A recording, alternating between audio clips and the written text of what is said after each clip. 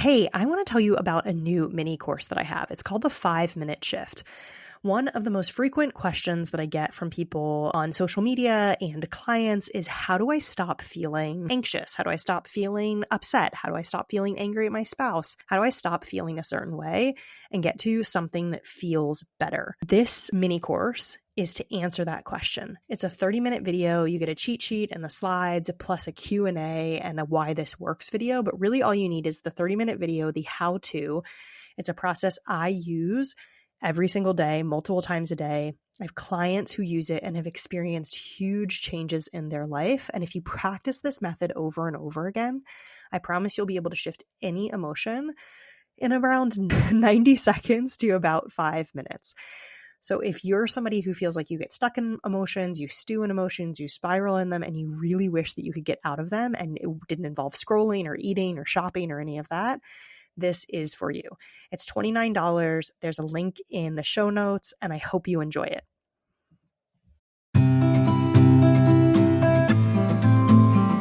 Welcome to Millennial Midlife, the podcast for high-achieving millennial women who've checked all of the boxes, career, family, success, or whatever your boxes are, but still feel burned out, overwhelmed, and wondering, is this all there is? I'm Cecelia, and I help high-achieving women finally feel calm, happy, and at peace by working with their brain and nervous system, not against it, so that they can start feeling like themselves again. If you're done with people-pleasing, perfectionism, and pushing through, and ready for a new way of being, one that feels grounded, calm, and aligned, you're in the right place. Let's shift from burnout to alignment, from doing it all to doing what matters, and feel good while doing it. Hey, and welcome back to Millennial Midlife. Today we're talking about something that comes up for almost everybody at this time of the year, my clients, myself, probably you. It's when family feels hard. Because let's be honest, family can be tough. Family around the holidays can be even tougher. We go back, a lot of us go back to holiday homes, whether for Thanksgiving or Christmas or Hanukkah or whatever it is that you celebrate.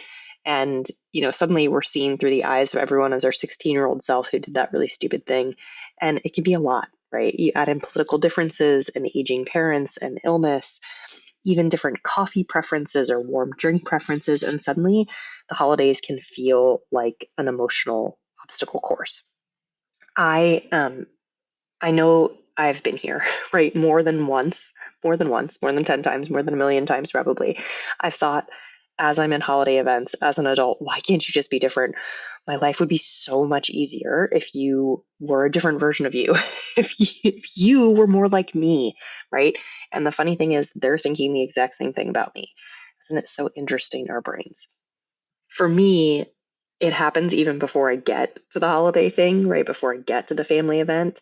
Before I walk into the room, I start judging myself because I can start seeing myself through their eyes and imagining what they're going to think about my choices and about my parenting and about my life.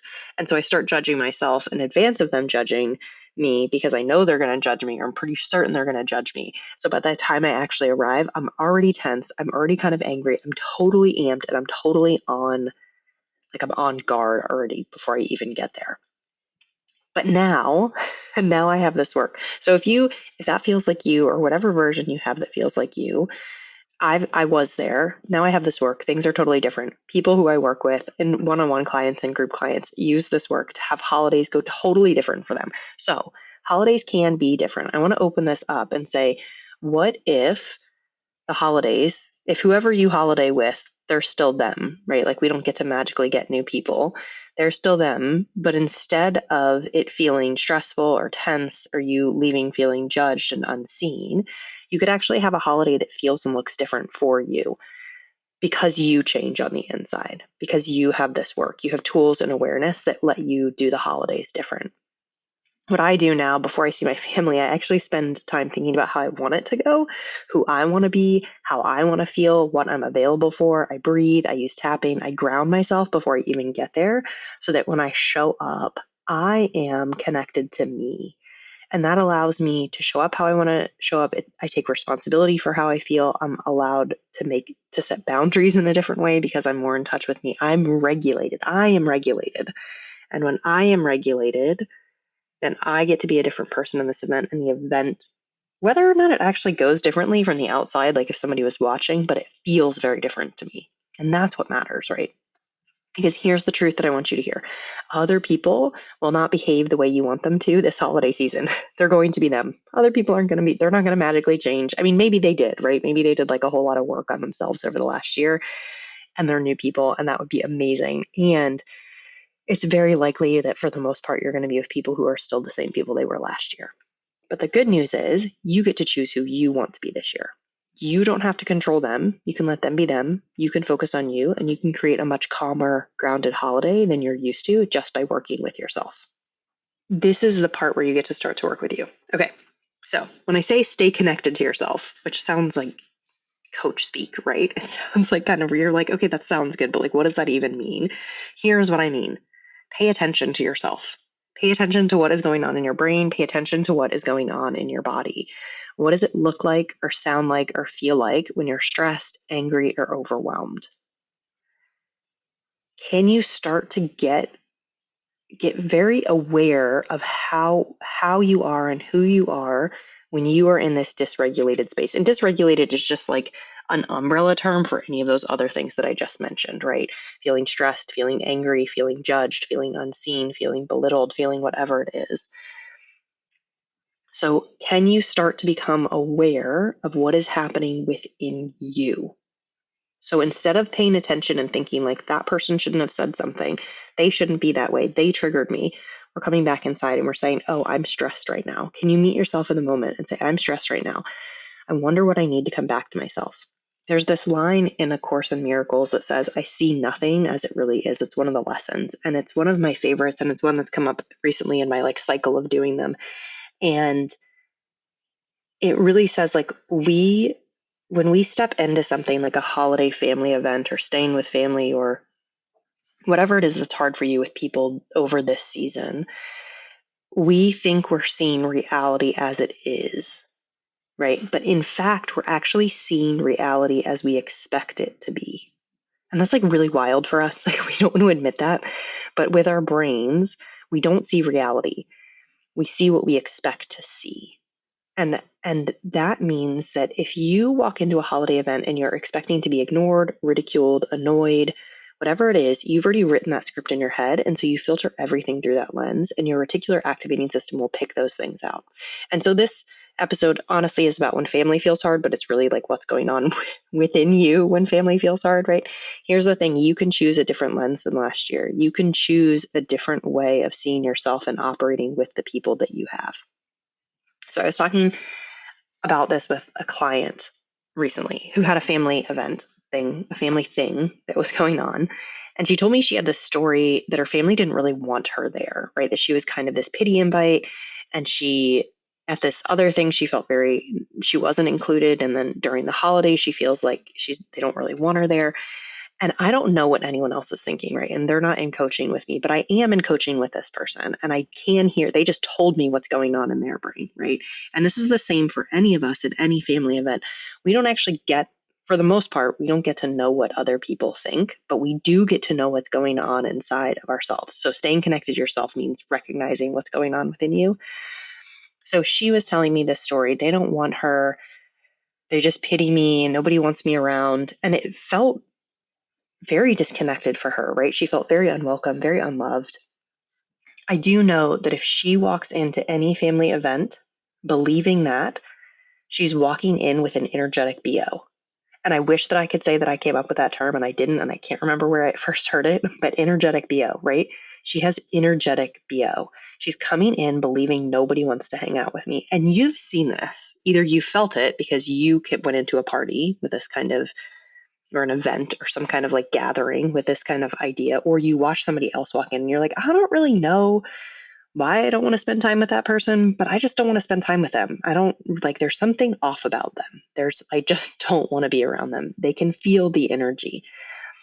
And then your brain, if you have this story, right, this client that I was talking to, they walk in believing that no one wants to hang out with me, and then they watch everyone kind of respond to their energy. Your reticular activating system will pick up every weird look, every like person who turns their back to you, everything, the person who doesn't sit down on the couch, it will interpret it and highlight every moment to confirm your story, because that's what our brains do. They filter information to confirm our predominant belief system. And if you go into the holidays thinking this is going to be awful, I'm going to be judged for everything that I like, my body and my parenting and my work and blah, blah, blah, then you are actually setting the stage for that happening in some way. Right. And we blame it on other people. And I've done it too. So I'm not pointing a finger at you. We blame other people thinking they're the ones ruining our holidays when in fact we can start to take responsibility for how we feel in that moment and how we show up. And taking responsibility for yourself is so much more effective at creating a calmer holiday for you than trying to control everyone else around you. Because just pause and ask yourself, how well has it worked to control everyone around me in the past? It hasn't. It doesn't. Right? Like it just doesn't. Like we want them to, and we give them ultimatums. Like if you do that one more time, or like, and there we can't uphold these boundaries and these ultimatums, but we do it because we think we need to control them to feel good within us. So this is not about excusing behavior. It's not about condoning behavior, but it is about owning your own story and owning who you are in these instances, in these events, noticing the lens you're walking in with. So before you step into your next gathering, before you step into the holiday season, you might ask yourself, what stories do I have? What stories am I bringing with me?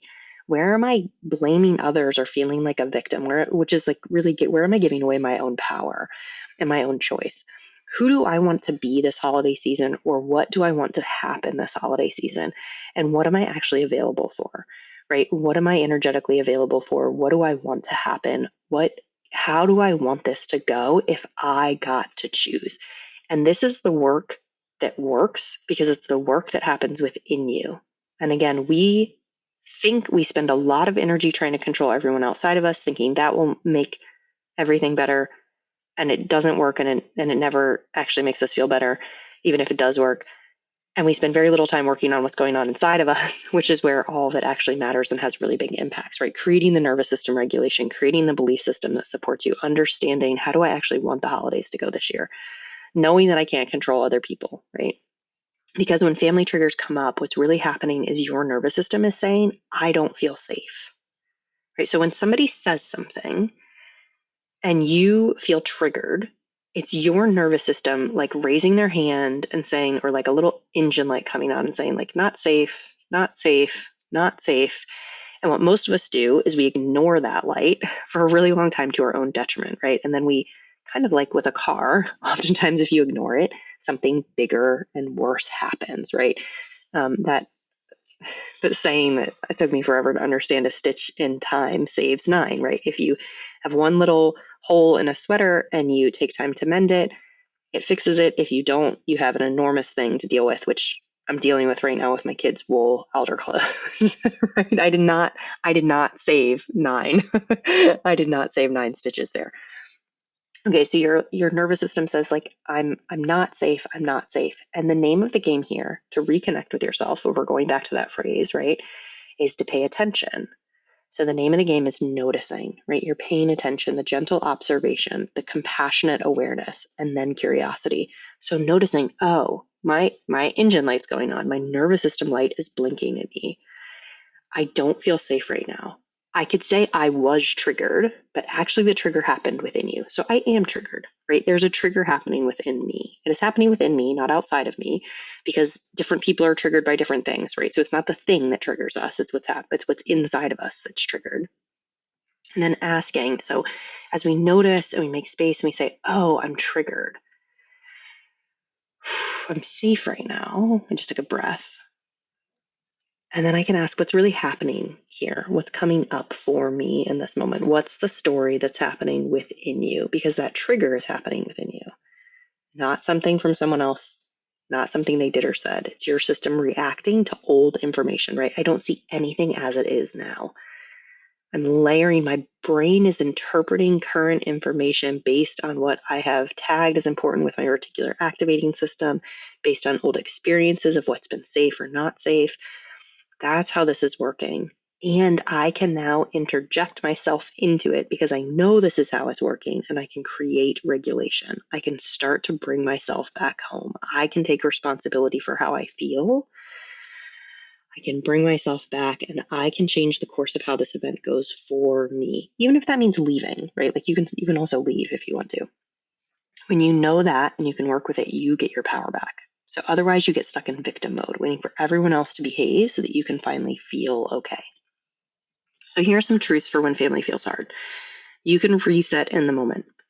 You always, always, always have the chance to reset in the moment. And this is, I'm not going to lie, this is a practice, but if you start practicing it now, resetting, processing things, you can really learn how to do this in the moment. And processing an emotion takes like 30 to, I think it's 60 to 90 seconds, but like 30 to 90 seconds probably, right? If it's a pretty small one, just noticing it before you start reacting from it really helps you let it go, right? So you can always pause, breathe, and come back to yourself. And if you need to know how to do this, I have both a free thing and a small paid course that really leads you through processing things in the moment.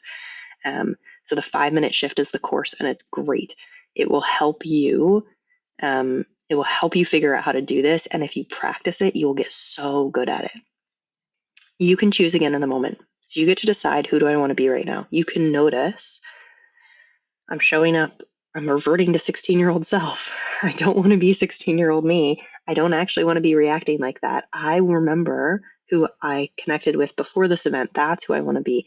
I can pause and I can switch back in any moment. In any moment, I have a choice as to how I want to be and who I want to be. I can't choose what other people do, but I can choose for me where I want to be, how I want to be, what I want to be doing. I get to choose that story.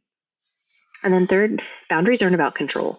And boundaries that are based in control usually don't work, and they just lead to frustration, right? So real boundaries are more about love, about staying connected to yourself and others from a place of safety, and then making decisions from that point. Again, not to let people get away with behavior that you don't like, but so that you can actually act powerfully on your own behalf. So to clarify that a little bit, a control boundary usually says like, you need to change so I can feel safe. Like, you have to change your behavior. You have to not mention this thing so I don't feel triggered. A real boundary says, oh, I feel triggered here. I can notice and regulate myself, and then I can choose whether I want to be around somebody who says these things or does these things. I can decide what I want into my life. And that's love in action. Okay, so let's do just a quick reset, right? So what you can actually do, and so like I said, there's the 5-minute shift course, and this another freebie that's when it hits the fan, right? When it hits the fan, you can let's bring it down to a minute, right? So wherever you are during the holiday season, when things feel like there's a lot going on, when family feels tough, when you feel like you're in that dysregulated, triggered spot, you can take a breath. I mean, I like to put a hand on my body, but that's not, everybody doesn't like that. So I typically do when I'm explaining this, but you don't have to. You can take a slow breath. And right now you can even do that, right? So take a breath as you bring to mind an event that maybe felt tense, or maybe even just recognizing what's going on in your body right now. You might name what's happening, whatever emotion is there: irritation, guilt, frustration, sadness, happiness, joy. And remind yourself that you're safe right now. You're physically safe, and how human it is of you to be feeling this feeling. This is a normal human emotion to be feeling. And then see if you can take watch your breath for 3 to 5 breaths, and see if you can make them slow and gentle through your nose if possible.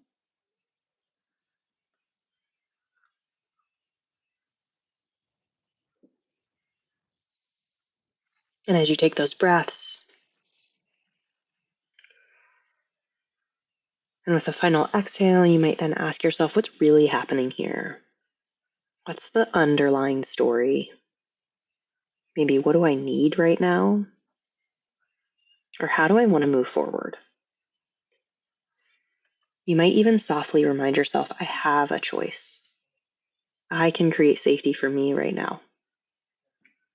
And for so many people who follow me and who engage with me, either on the internet in some way, social media, or they work with me, that line, that I have choice, I can create safety for me, is such a powerful one, right? So that just a few breaths, like validating yourself, checking in with yourself, reconnecting with yourself, paying attention, is what allows that shift to happen. Okay, so let's start to wrap up with the difference between reacting and responding. Because again, when we're in family mode in holiday mode, oftentimes there's a lot going on and we get into reacting. So reacting feels a lot like autopilot. It's like when you find yourself yelling or walking away or saying yes without even realizing it. And then you start thinking like, why am I even doing this? Like, how did I get here? Why am I making cookies for the party again? Responding is different. Responding is that reconnection, right? It's pausing for a beat, processing whatever happened, whatever information you got, whatever emotion is coming up, and asking, who do I want to be right now? How do I want to move forward? Reaction feels urgent and tight, like your body's bracing, like it's looking for safety. Responding usually feels slower, it feels open, it feels more neutral, right? It feels like you actually have the choice in that moment. Like things slow down when you're responding. You're on your feet and grounded again.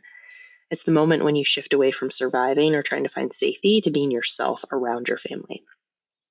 Okay, as you head into this holiday season or whatever season, whenever you're listening to this, I want you to feel some hope.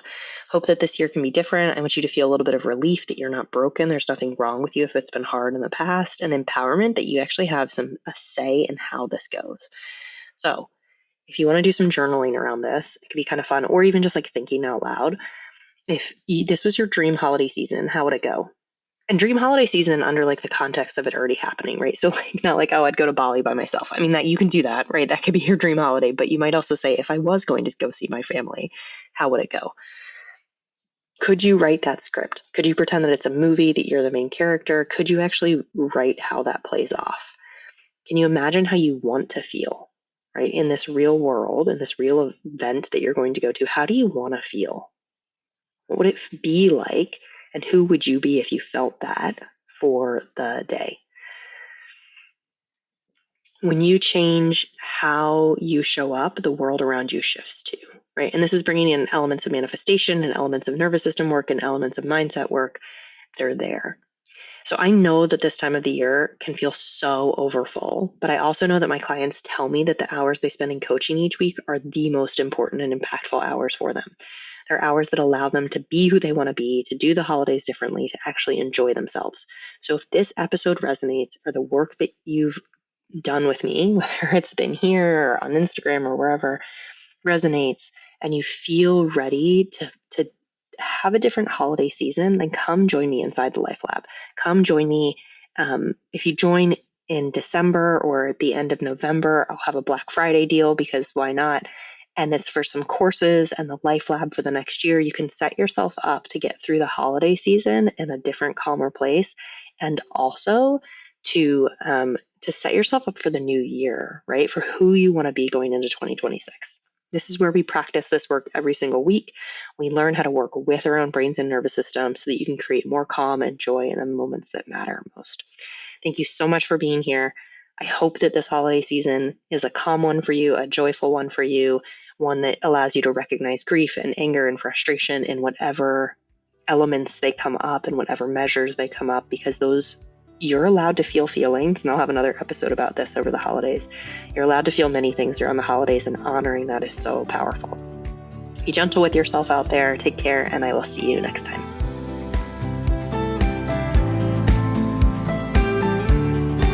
If this episode resonated with you, chances are you're not the only one. We women have been following so many of the same invisible rules, and sometimes all it takes is hearing someone else say it out loud to feel less alone and feel like something else is possible. So if a friend, a sister, or a coworker came to mind while you were listening, would you share this episode with her? It's such a simple way to remind women in your life that they don't have to do midlife or even life alone. And if you'd like to help even more women find millennial midlife, leaving a quick review on Apple Podcasts or rating on Spotify makes a huge difference. It only takes a minute, and it means the world to me. And of course, make sure you're subscribed so you never miss an episode. We're just getting started.